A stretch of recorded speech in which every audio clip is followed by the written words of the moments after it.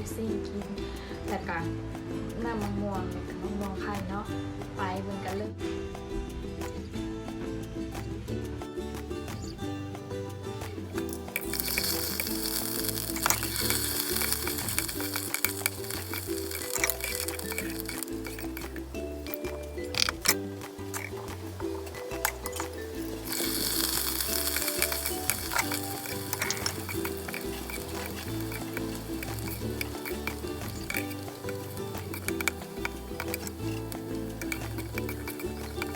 กินเนาะม่วงที่เราเก็บไว้นี่มะม่วงแล้วก็นมหวานนมข้นหวานนมข้นจืดเนาะสูตรเมื่อเองเฮ็ดกินเอง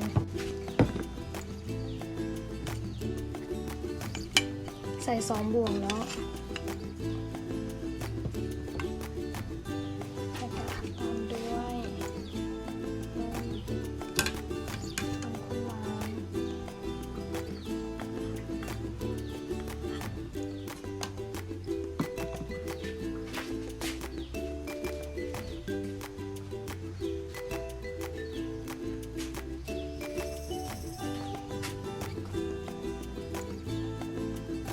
ตามด้วยนมข้นจืดดอกตวงน่ารักใส่น้ำไปเนาะ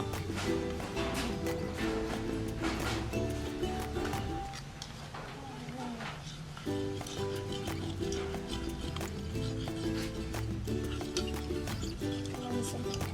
กัน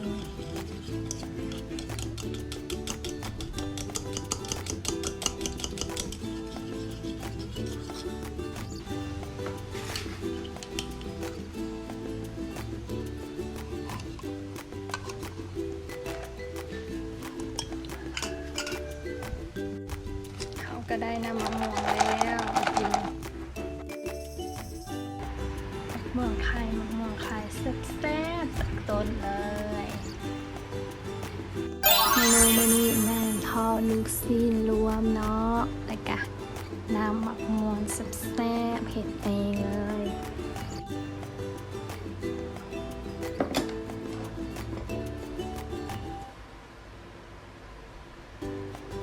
กินกันเลยลูกซีนแซ่บ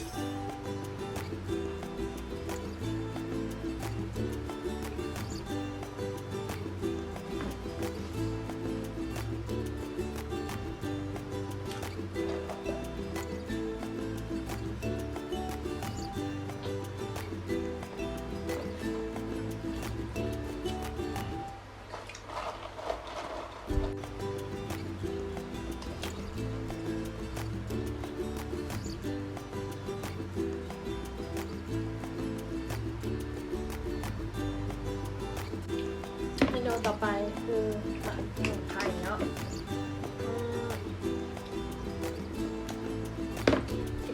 สดจากต้นเลยต้นหน้าบ้านเนื้อจากของเอง